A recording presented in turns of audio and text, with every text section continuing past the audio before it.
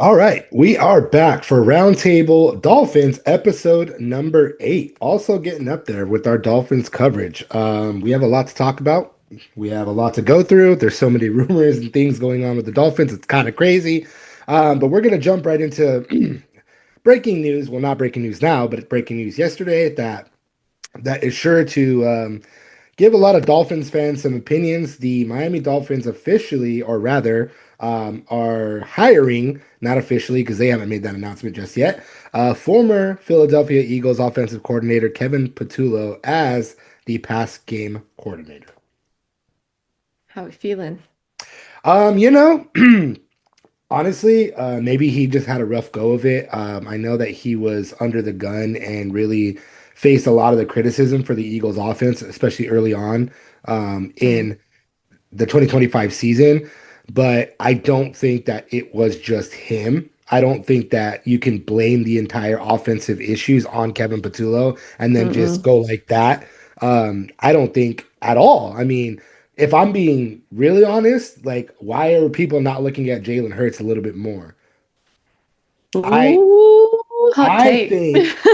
think in my opinion, I think that Jalen Hurts may be a little bit limited, and I think that that's starting to come out a little bit more. That's just the Oh, way I I don't know how see. many people agree with you there, I'm just but saying maybe it was that season too. Maybe it was 2025. Maybe there was something going on with him that nobody knew or whatever. I don't know. I'm just throwing that out there. But I'm not saying that Kevin Patullo can't take blame. Of course, that's his schemes, that's his team whatever. sport. Yeah, team sport, exactly. The captain's got to go down with the ship, and he was the captain of the offense. So, you look at it that way. But I will say that, he did a really good job as a pass game coordinator for the Eagles before he was promoted. And Yeah, NFL won insider a Super Mike, Bowl. yep, there you go. NFL insider Mike Garafolo did say this morning, he went on a little bit of a tirade about it and said that Dolphins fans or Eagles fans that are like saying good riddance and blah, blah, blah, blah, blah. He's like, don't listen to that. He's like, it's ridiculous to think that Kevin Patullo is not a great coach when he did such a good job. And they even asked him to come back. And on top of that, he was in line for a lot of different positions with a lot of different teams. So Hmm. you can take that however you want to take it. I don't know. Dolphins fans, I don't know how you're going to take it. But, um, there's a lot of coaches that have done not well in the coordinator position, not well in the head coach position, and then have gone other Yeah, places and gone to other positions and done well. So, um, I know. He's my big been here. He's question. been in the league, so He's you been in the know.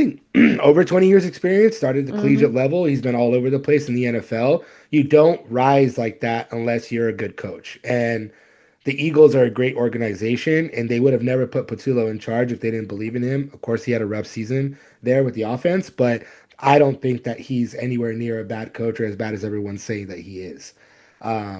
But my question now becomes, who the hell is he going to be coaching? So he's a pass Who's game la coordinator. Yeah, Who's gonna be la yeah, he's the pass game coordinator. I don't know who's going to be passing the ball.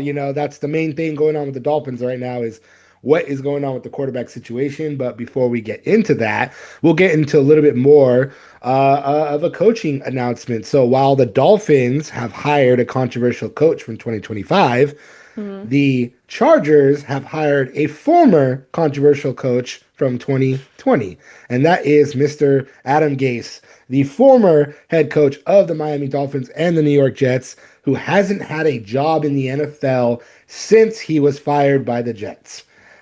He's He getting a is little comeback moment. he took some time off, whether that was intentional or not, or nobody wanted to hire him. He has not played or he has not coached since the end of the 2020 or 2021 season, I believe it is.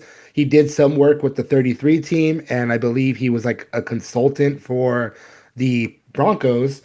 And as is my understanding, they offered him an offensive coordinator position there, and he declined. That's Ooh. what I read. I don't know how true that is, but he has not worked in quite a while as in the terms of being a full-time coach, but now he is joining the Chargers, Mike McDaniel and Jim Harbaugh over there as an offensive mind consultant of some sort. I don't think they really revealed what he's going to be doing. I don't know if it's It pass says game pass coordinator. game coordinator. Oh, okay, pass game coordinator. There you go. Pass game coordinator. There you go. That's what it Yeah. was or is. So he gets to work with Justin Herbert right alongside Mike McDaniel. I thought it was really funny because Mike McDaniel, former Dolphins head coach, is now working with another former Dolphins head coach. Both of which have faced pretty heavy scrutiny. Not Mike McDaniel as much as Adam Gase, but still kind of funny. Yeah, I mean, look, they're going over there to have their redemption arc. They're going over to sunny Los Angeles. Jim Harbaugh's good at spotting talent. Again, Adam Gase has been around the league. He's no fool to any, started in college and has kind of made a maybe it pissed off some Miami Dolphins in the process. But I say this, and I'm going to say this about the hiring of Kevin Patullo as well, is I'm going to give you a little bit of advice that we got from Carl Hamilton as Ravens fans. He called us spoiled at the beginning of last season. And I think, sometimes it's like fans like the Eagles, you got a great organization. Sorry you didn't get where you wanted to go last year. Maybe you're a little bit spoiled. And maybe sometimes you can't just pin the blame on things. I think, teams can get like that and they can place the blame in the incorrect places. So I'm gonna put that for Adam Gase as well. Maybe it wasn't his fault. Maybe it just was, wrong team, wrong time. Maybe this is gonna be his new chapter to show what he's got and come back and have a great Cinderella story. I agree with that. I think that's very true. Like I had said at the top of the episode here, like you had brought up, it's a team sport first and foremost, but also like you can't you can't shoulder the blame onto one person. I mean, obviously the further you are at the top, you're gonna get the Yeah. blame because that's just the way it is. Like Yeah. Adam Gase caught all kinds of hell, but when you look at the overall aspect of this team, the Dolphins from that era too, from those years that he was the head coach, it still had the dysfunction that it had now, which is why the Dolphins have gotten to the place they're at now with a full reset. Yeah. Still have the issues of Stephen Ross being loyal to a fault. You still had Chris Greer there as a general manager who should have been fired a long time ago. Not a great talent evaluator. There's so many different variables and so many dominoes to fall. You can't just put it on Adam Gase. Same thing with Kevin Patullo. I don't think you can put it Hmm. all on him. And down the line you go. I wish Adam Gase luck, unless the Dolphins are playing the Chargers, in which case don't win. We'll see what happens. I mean, it would be kind of a cool thing to see a little bit of a redemption arc for Adam Gase because previous to when he became a head coach, he was one of the most respected offensive minds in the league. So we'll see where he goes from here. Maybe he's going to start working his way up. You have to go back a few steps to go, forward. You go down to pass game coordinator, you start working well there. Maybe you get put to an offensive coordinator position the following season. Maybe he goes back to being a head coach down the line. We don't know, but there you Yeah, go. I mean, he's still young, 47 years old, Mhm.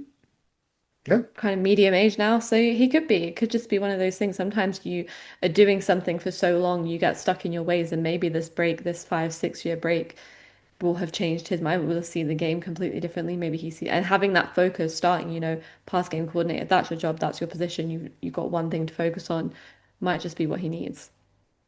Definitely. Yeah, we'll see what happens with both of them. I mean, obviously, I'm hoping Kevin Patullo does work out, as does the rest of the coaching staff. There's been so many different additions for the Dolphins, but from the gist of it, it looks like people are really big believers in Jeff Hafley. So that's sorry, Bless Jesus. you. Oh my God, it's like I'm coughing, I'm sneezing. I don't know what's going on. Sorry, It's everybody. Anyway. allergy season approaching. And you know what's funny? Right before we started recording, I didn't take my Claritin because I was like, I think I'll be okay. Oh, No, you weren't. no, You gotta I always, gotta take always the med up. Claritin. I know. Yeah. Anyway, um, so yeah, I wish them luck. We'll see what happens with both of them, especially Kevin Patullo. And like I said, everybody seems to believe really big in Jeff Hafley, which is good. I feel more than recent years. There's a lot more people buying in to Jeff Hafley than they did previous to like Mike McDaniel and other coaches. I feel like a lot more players are like, that's the guy. I feel like a lot more coaches are like, that's the guy. Chris Tabor is saying that he left the Buffalo Bills for the Dolphins, which is not something that anybody would really say because the Buffalo Bills are knocking on the door of the Super Bowl. Dolphins, who knows when they're going to potentially be there. I don't know, but Maybe soon. We don't know. He's stacking winners. He's bringing winners into the building. He's bringing minds that know how to get there. And you don't know, things can turn around quickly. Very true. I personally do not believe that the Dolphins are going to be super competitive in 2026. I will be shocked to my core if they are. I'm not saying that's not a possibility. We've seen it. It can No. happen, but just with the cap situation, I just don't feel like that's And going there's to a be the lot to case. figure out. Yeah, and speaking of the cap situation and something that we've been talking about for weeks on end, and we're going to continue to talk about until it happens, is one big, huge cap hit that the Dolphins have still not figured out is Tua Tagovailoa. More reports are starting to eke in from NFL insiders from all over the globe, it appears, of what they're going to be doing, what the Dolphins plan to do. The basically the general consensus is they are going to get rid of Tua Tagovailoa in one way, shape, or form. And I don't mean get rid of like in a mean way. I just mean they're either going to outright cut him or they're Mhm. going to try to trade him. This is something that we've known for months. This is something we've known for the past weeks heating up. It's not news. That's No. obviously the case, but it just depends on what they're going to do. So, what I'm hearing more now is that they're going to try to trade him. But obviously, as we brought up here on this podcast before, they cannot trade him without paying a hefty amount of that cap hit he will have in 2026, which is 55 million, something like that.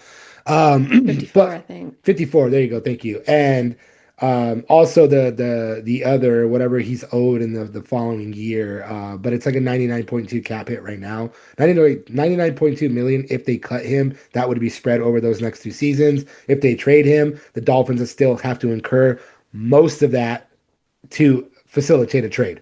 But with the many teams that are quarterback needy, I could see it happening. Yeah. I mean, I we've got quarterback issues around the league, and people said what they said about Sam Darnold, when he was, not that they're really comparable, but sometimes you do just go to the other team that believes in you and you show up in a new and exciting way. And Tua's young, he's 27, there's still years left in him. So, and there are teams that need quarterbacks.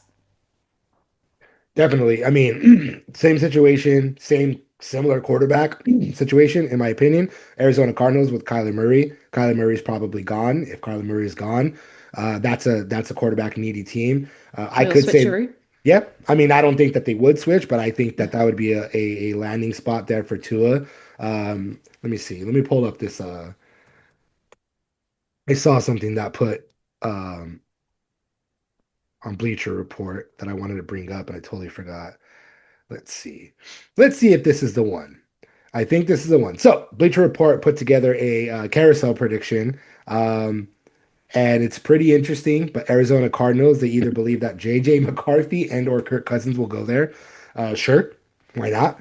But want to take a guess at where they believe that Tua Tagovailoa will go? Minnesota? Nope. Don't know. It's a team that I did not expect that he would be linked to, but sure. I don't know. Pittsburgh, Nope. somewhere. I don't know. Tell me. Atlanta Falcons. Okay. Yeah, I Yeah. mean, why not? New head coach, new era. Yep. I mean, their reasoning for that is because obviously, like the things with Michael Penix seem to be not going well, Yeah. and um, Matt This is Ryan. another thing though, like just people get so quick about these decisions. Sometimes you just gotta try a little bit harder. Figure it out a little bit more. Be a bit more patient. I think people see one season, two season, they're like, nope, it's enough. And I it's like, mean, guys, sometimes you just lay back and ride it out. I agree with that. Look at what happened with Bryce Young. They benched him. He came back, and now, like he's the guy. But I don't Yeah, know people were that. turning their nose up at Caleb Williams, and now, look. And I think it's sometimes I just do wonder, like, this league gets a little bit ahead of themselves, and it's the same thing with coaching, and that's when organizations fall apart. And anyway, that's my side rant for the day. It's fine. I get it. I get it. But that being said, obviously Michael Penix seems to be not the guy for the Atlanta Falcons. You got Matt Ryan in there, and he's now the president of football operations and all that.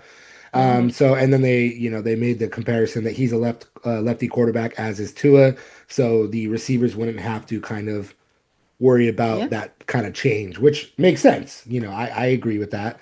I don't know. Sure, maybe Tua goes there, but it doesn't matter. The Dolphins would still have to pay a hefty amount of the that contract to facilitate a trade. I think Yeah. they probably pay 70% of the contract, plus I think you have to sweeten the deal with like something along the lines of a fourth or third round pick to get that going. I don't think any Hmm. team is going to want to take Tua's contract on unless the you at least give them the option or the opportunity to draft a player that they then need. So Yeah. I don't think that's going to happen. I don't think a trade's going to happen. I think they have to cut him outright. But again, I could be wrong. I could be shocked and by what the Dolphins end up doing. We'll see what kind of magic John Eric Sullivan could pull off if they can trade Tua and offload most a good chunk of that that contract, and things are going to be looking better. So Well, hope I mean, can't get yeah, worse. yeah, right. Yeah, exactly.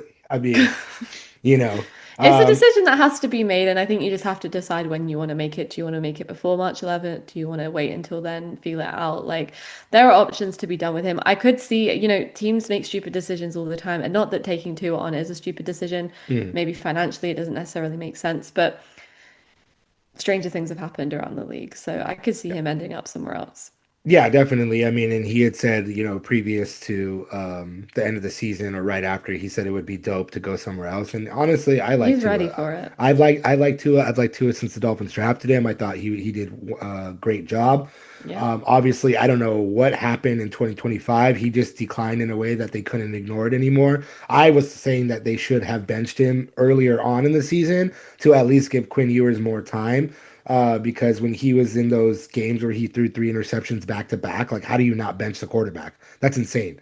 But whatever, they benched him with 3 games left. It is what it is. It happened. Move on. Give him another chance to go to another team. Obviously they're going to do that whether it's a trade or and or they just cut him outright. I think it's time to just cut the cord and then just move on. The Dolphins Hmm. need to. If they have to incur that big ass cap hit, they have to incur it. And then 2027, you're going to be in a much healthier spot. Um, Yeah.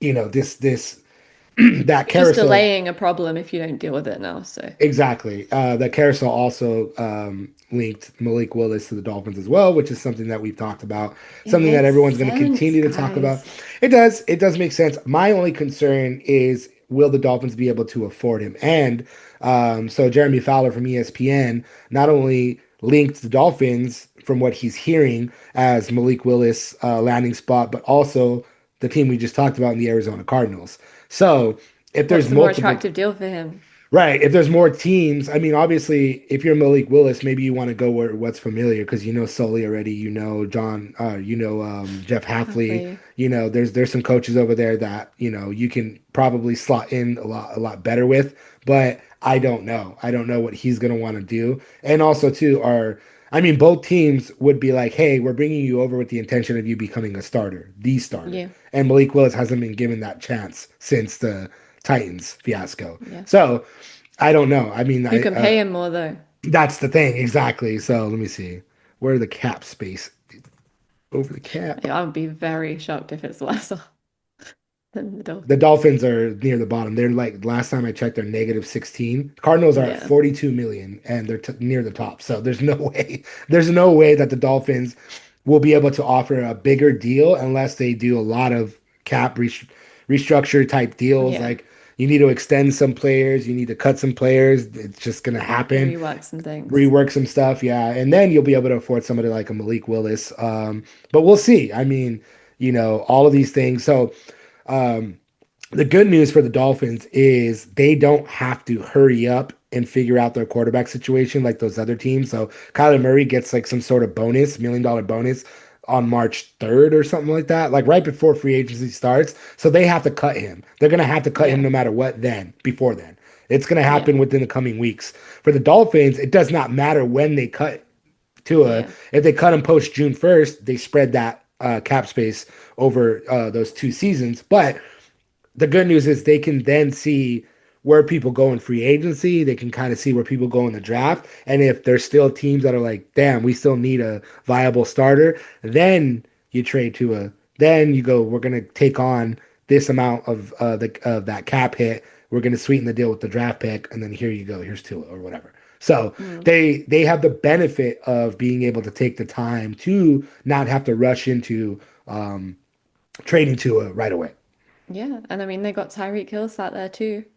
It's another option. Yeah, and that's yeah. Oh my God, like if that would be kind of wild if The they're like 1-2 here. hit of the Tyreek Tua Yeah, involved. yeah, but that's the problem too, is he has a massive contract as well. So somebody's gonna have to Yeah.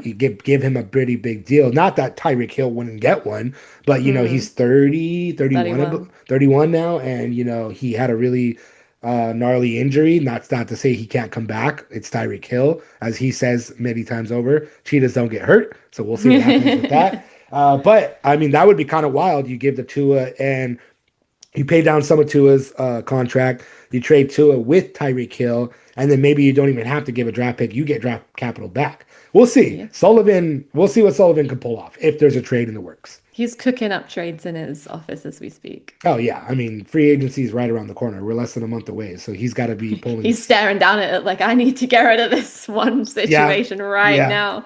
I mean, I'm still of the mind that the Dolphins may or may not trade someone like a Jalen Waddle, but I don't know. I don't. Mm, If they do, it's full reset for sure. I'm not saying that they will. I'm just saying like it could happen. I think they keep Devon Achane because why wouldn't you? That dude's yeah. insanely good.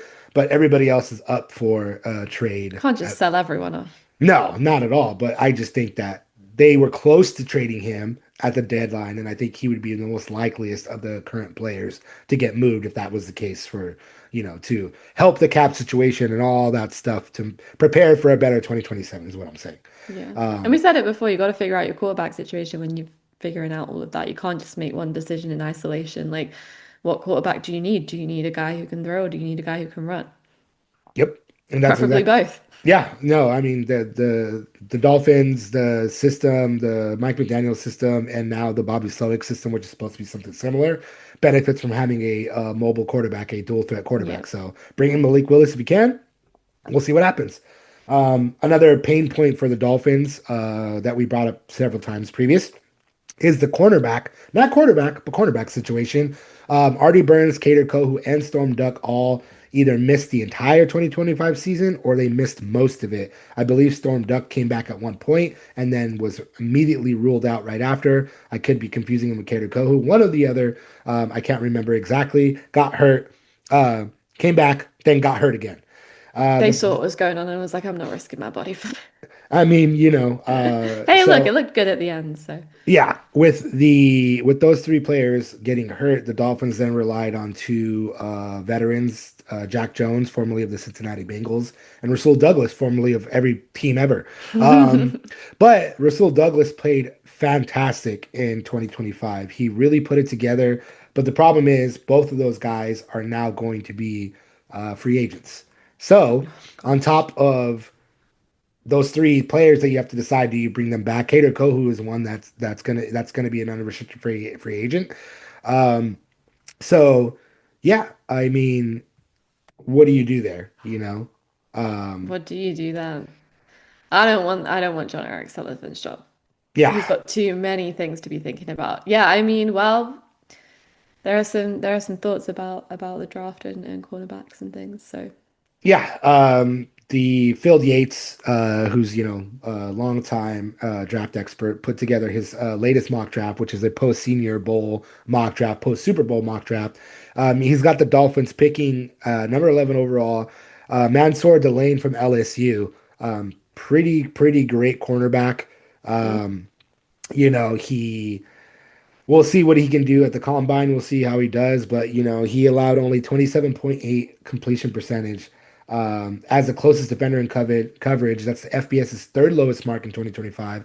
That's pretty good. He had 11 mhm. passes defended, 45 total tackles, and two interceptions at LSU, and he's ranked the third best cornerback with overall coverage grade of 90.7, or excuse me, overall grade of 90.7. His coverage grade of 91.0 is also fourth best per PFF. So, Yeah. really good coverage corner. That's what the Dolphins need. They need, unfortunately, much like the offensive line and them kind of going through players and trying to figure out what works, they need to rebuild that secondary. Yeah, and I mean, he looked great. I was watching his film. I think cornerback makes sense for Dolphins. So do a lot of positions, unfortunately. I mean, he's good at reading plays. He hangs back, and he can do that because he is sticky. He stays close, knows when to like dive, use his hands.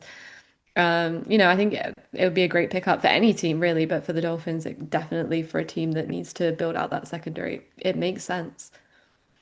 I think so, and they haven't really had since Xavier and Howard was cut, they haven't really had that dependable coverage corner that they can rely on. So they were hoping that was going to be Storm Duck and or Kader Kohu, but Kader Kohu had his issues. He started to emerge as a really good cornerback, but then he got hurt. So now he's Mm. going to become a free agent. Do you waste that or not waste? Do you risk that money on a new contract and bringing him back in? Maybe you can get him at a 1 year prove it deal. You see what happens there. But in my opinion, I think the Dolphins need to keep Russell Douglas because he is that already veteran presence that you can build upon. And he did, like I said, he did a really fantastic job.